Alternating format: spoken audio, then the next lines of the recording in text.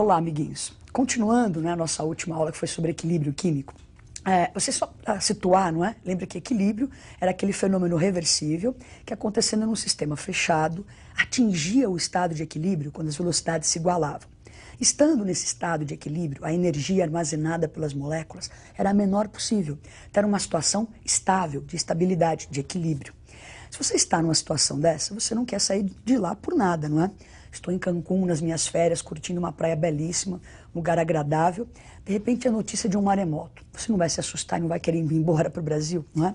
Então, o que acontece? Se eu estou numa situação de equilíbrio e algum fator externo sofre mudanças, isso pode afetar o equilíbrio. Quer dizer, afetar e deslocar esse equilíbrio. Quem estudou esse deslocamento de equilíbrio foi um francês chamado Le Chatelier. Então, é o princípio de Le Chatelier que rege o deslocamento de equilíbrio. Dá uma olhadinha na tela.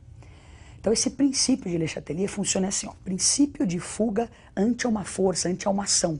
Então, você aplica uma ação ao equilíbrio, ele vai se deslocar, vai sofrer uma mudança, tentando fugir dessa ação. Imagina que alguém, por exemplo, você está no trânsito, dirigindo, não é? Caminhando uma boa, de repente alguém dá uma fechada. Nossa, você fica nervoso, quer brigar com a pessoa. Isso não parece uma situação de equilíbrio, não é? Olha a palavra, equilíbrio. Então, a ideia, né, do Le Chatelier é assim, eu estou lá caminhando, alguém veio e me deu uma fechada, é claro que eu vou sofrer uma mudança, vou ficar meio nervosa, abalada. Mas quanto mais nervosa eu ficar, pior, porque vai demorar para eu voltar para a situação de equilíbrio, que é uma situação agradável, estável. Então, a ideia do Le Chatelier, temos uma situação de equilíbrio, alguém aplica uma força, alguma ação é aplicada a esse equilíbrio. O equilíbrio tenta fugir dessa ação para tentar, o mais breve possível, reestabelecer o estado de equilíbrio. Bom, que fatores são esses que vão afetar o estado de equilíbrio? Você se lembra que a situação de equilíbrio é aquela reação reversível em que as velocidades estão iguais. O que afetar a velocidade pode ser que afete o equilíbrio. Então vamos olhar o quadro. Então os fatores que afetam o equilíbrio seriam a variação da concentração, a variação da temperatura e a variação da pressão. Se você se lembra da aula de cinética química, justamente fatores que afetam a velocidade. Já o catalisador, ele não desloca o equilíbrio. Ele faz com que as reações direta e inversa aconteçam mais rápido, não deslocando o equilíbrio. Então agora nós vamos ver cada um desses itens, como eles agem efetivamente nesse equilíbrio. Então lembra que nós dissemos, tem uma situação de equilíbrio, algo externo vai pressionar esse equilíbrio e vai tentar fugir dessa ação. Então nós vamos ver primeiro qual seria a ação da concentração em um equilíbrio. Olha lá para 4. Então, nós vamos variar a concentração. Nós temos primeiro uma situação em que tem H2, CO2 em equilíbrio com água e CO. Então, se eu estou numa situação de equilíbrio, a velocidade da reação direta é igual à velocidade da reação inversa. Se eu aumentar a concentração ou do H2 ou do CO2, eu estaria aumentando a concentração daquilo que nós chamamos de reagente. Bom, o que acontece? Mais moléculas disponíveis de H2 e CO2. Começa a colidir com mais intensidade. Se vai ocorrer mais colisão, a reação direta vai acontecer mais rápida que a inversa. Então, o que acontece? O equilíbrio começa a se deslocar para a direita e a reação inversa continua ocorrendo, só que a direta, que para a direita, acontece mais rápido. Então, nesse momento em que você aumentou o H2 e aumentou o CO2, o equilíbrio começa a se movimentar para a direita. Bom, então nós acabamos de ver teoricamente como isso funciona. Então, aumentou a concentração, desloca o equilíbrio. Vamos ver uma animação para tentar compreender suas moléculas lá interagindo. Então, nós temos uma situação inicial, lembra que equilíbrio, coexistem reagentes e produtos, né? Está todo mundo morando junto dentro do sistema, com velocidade igual, a reação acontecendo com velocidade igual. Então, eu tenho a molécula de H2, a molécula de CO, de CO2 e de água. À medida que você começa a aumentar o H2 e o CO2, vai deslocar o equilíbrio para a direita, como nós vimos teoricamente. Então, começam a surgir mais moléculas de vapor de água e de CO, como você observa aí. Bom, então, nós vimos agora o efeito do aumento da concentração. Agora, vamos ver o que acontece se você diminuir a concentração daquelas mesmas substâncias. Vamos olhar lá para o quadro. Então, nós temos ali, ó, agora se eu diminuir a concentração de H2 e CO2. Se eu retirar H2 e CO2, eu diminuo o número de moléculas deste lado, que são os reagentes. Portanto, as moléculas do produto começam a se chocar com mais intensidade, fazendo com que a reação inversa aconteça mais rápido que a direta. Então, o que aconteceu? Diminuímos o H2 e o CO2, água e CO começam a reagir mais intensamente, caminhando para a esquerda, deslocando o equilíbrio para a esquerda. O que nós vamos fazer agora é também a mesma coisa, para você ver isso com as moléculas lá dentro daquele potinho. Então nós temos a mesma reação, agora a situação que aconteceu é diminuir H2 e diminuir o CO2. Então o que acontece? Você percebe, começa a movimentação dentro do equilíbrio, aumentando, não é? Eu tinha diminuído H2, de repente começa a aumentar a sua produção. Então aumenta H2, aumenta o CO2, tentando repor aquilo que foi retirado do equilíbrio. Então nós vimos agora o efeito da concentração. Vamos organizar isso para, assim, de uma maneira bem prática, como que você deve agir num exercício. Você lê o exercício, ele falou, variei a concentração. Como é que isso fica? Então dê uma olhadinha no resumo ali. Então se você aumentar a concentração, vai deslocar o equilíbrio sempre no sentido de consumo daquela substância, no sentido contrário ao que ela está. Então a substância está à direita, o equilíbrio vai para a esquerda e vice-versa. Então na próxima tela, se você diminui a concentração de uma substância, desloca o equilíbrio no sentido da sua formação. Então eu retirei a substância, o sentido da sua formação é o mesmo sentido que ela está. Então se a substância estiver à direita, o equilíbrio vai para a direita, para tentar repor o que estavam tirando do equilíbrio. Então nós vimos a variação da concentração afetando o equilíbrio. Agora existe a pressão e a temperatura.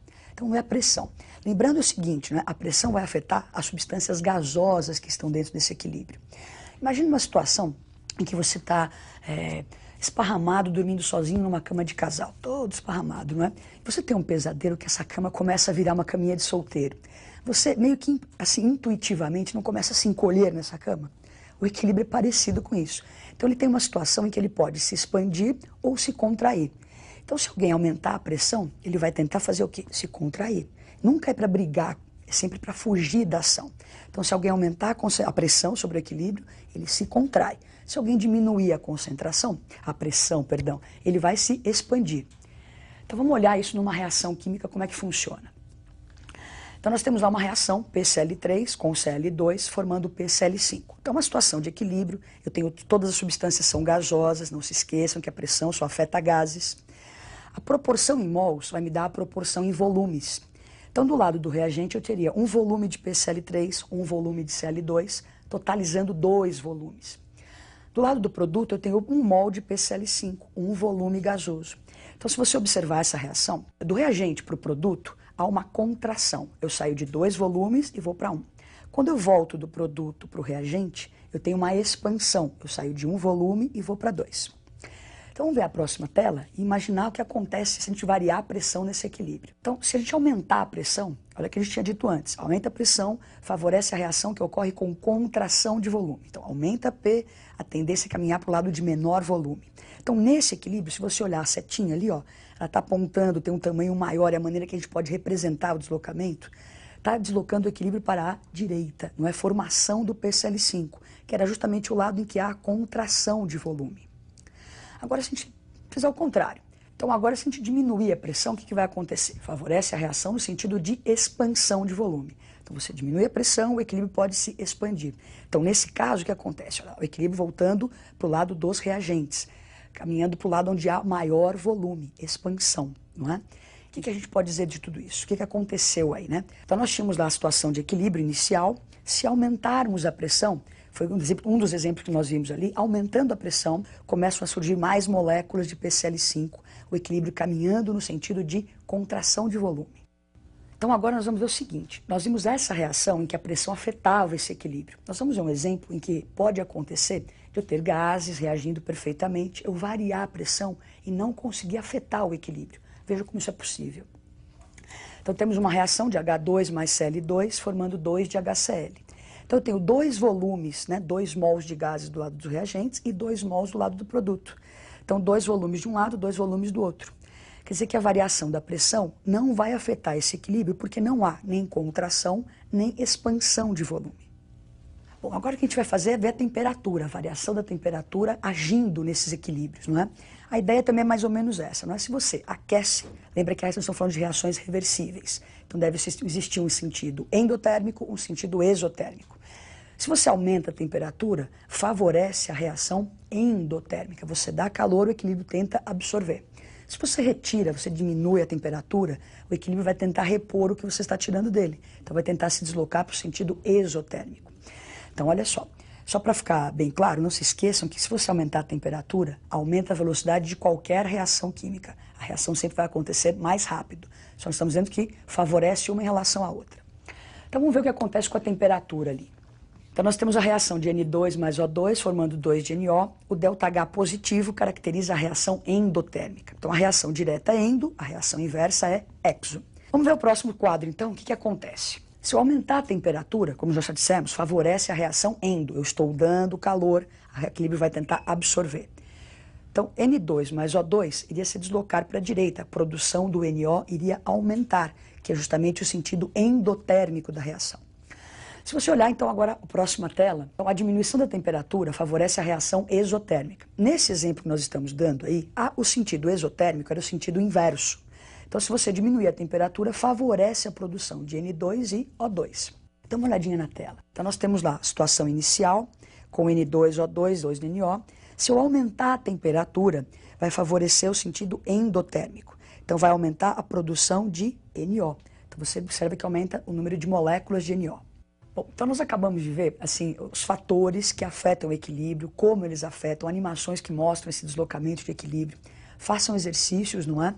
E boa sorte. Até a próxima aula.